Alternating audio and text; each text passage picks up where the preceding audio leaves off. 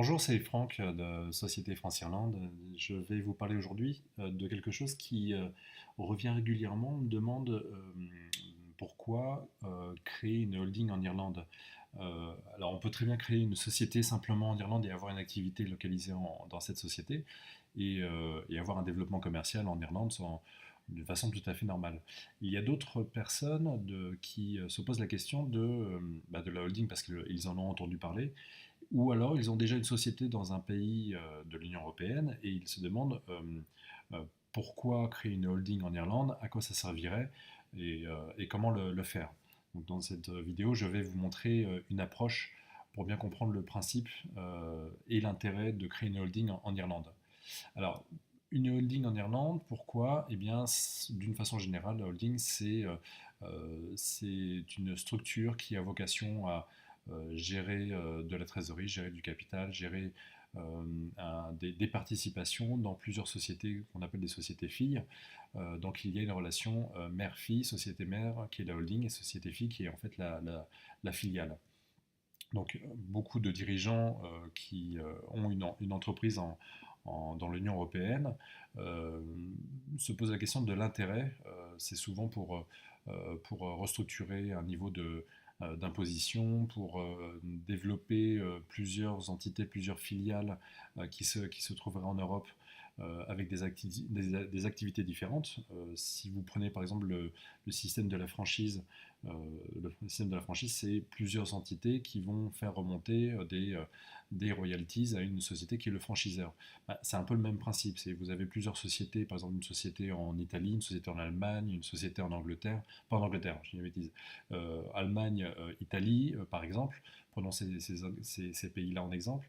Et ces deux pays vont avoir chacune une société et vous pouvez très bien faire remonter l'ensemble des services généraux ou détention d'un patrimoine ou d'actifs dans une autre société, par exemple comme l'Irlande, parce qu'il y a plusieurs intérêts qu'on va voir juste après. Et cette société mère qui se trouve en Irlande va détenir en fait des parts dans ces sociétés filles euh, et c'est ça qui va permettre de mettre en place la relation mère-fille et mettre en place le système qu'on va voir juste après. Donc c'est aussi parce que donc c'est lié aux dividendes. Lorsqu'un dirigeant veut se verser des dividendes, il est souvent soumis à des niveaux d'imposition qui sont très élevés. L'Italie ou l'Allemagne, j'en prends ces exemples-là, c'est 30% et plus, voire beaucoup plus. Donc euh, il y a un intérêt à créer une holding pour optimiser cet aspect-là. Donc la holding est un intérêt certain et surtout prévu légal depuis au niveau d'une directive européenne. Donc cette directive européenne régit la relation mère-fille et prévoit donc entre la société fille et la société mère un taux d'imposition sur les dividendes égal à zéro. Alors comment ça se passe? D'une façon générale, quand vous avez une société en Italie ou une société en Allemagne, si elle n'a pas de holding, donc pas de société mère, l'impôt sur les dividendes est de 30% et plus, comme je vous l'ai dit. Et si chacune de ces sociétés est en fait une société fille avec une société mère en Irlande, vous voyez le principe, donc l'impôt sur les dividendes, je le confirme, est de 0%. Donc ça c'est prévu par la directive européenne. Donc la société fille italienne, au lieu de verser directement des dividendes en Italie, va verser ses dividendes à la société mère en Irlande et elle ne sera pas imposée sur ces dividendes versés.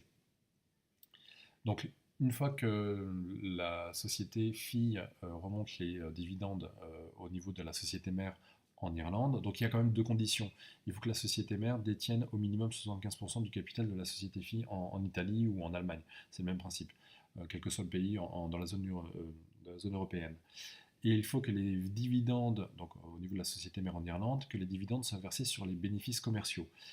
Et à ce moment-là, au niveau de la société mère en Irlande, qu'est-ce qui se passe? Eh bien, ces dividendes sont perçus et l'impôt est versé à hauteur de 12,5%, donc comme les bénéfices commerciaux. Donc on n'est plus taxé à 30, 40, même jusqu'à 75% sur les dividendes. Là, c'est uniquement à 12,5%.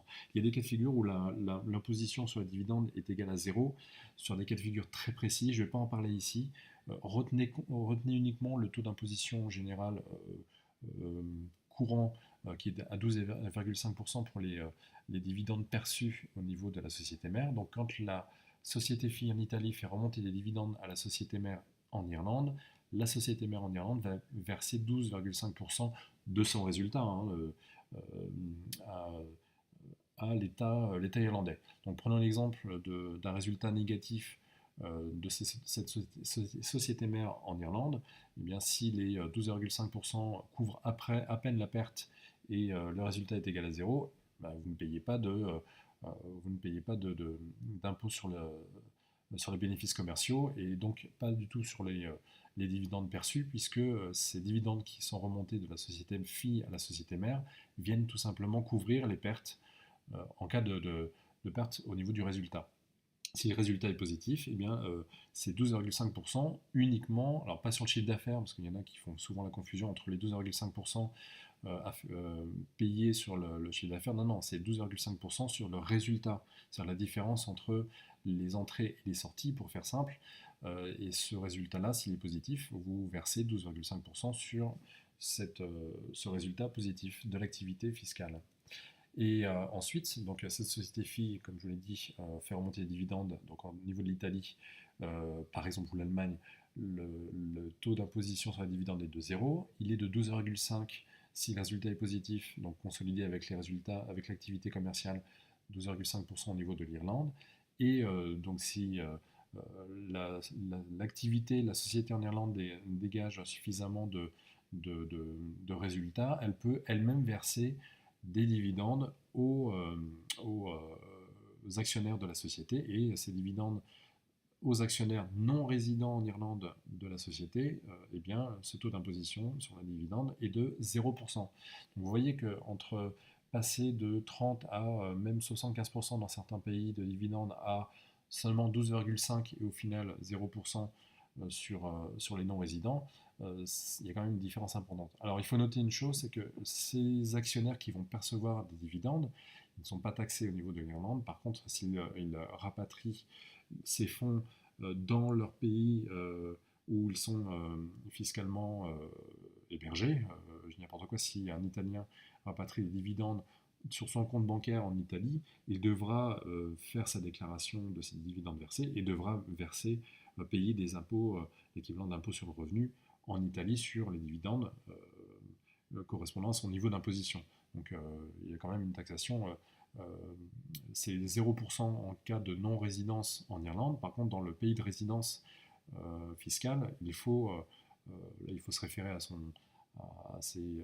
aux conventions dans le pays, mais les fonds rapatriés sont évidemment taxés, ce qui est tout à fait normal.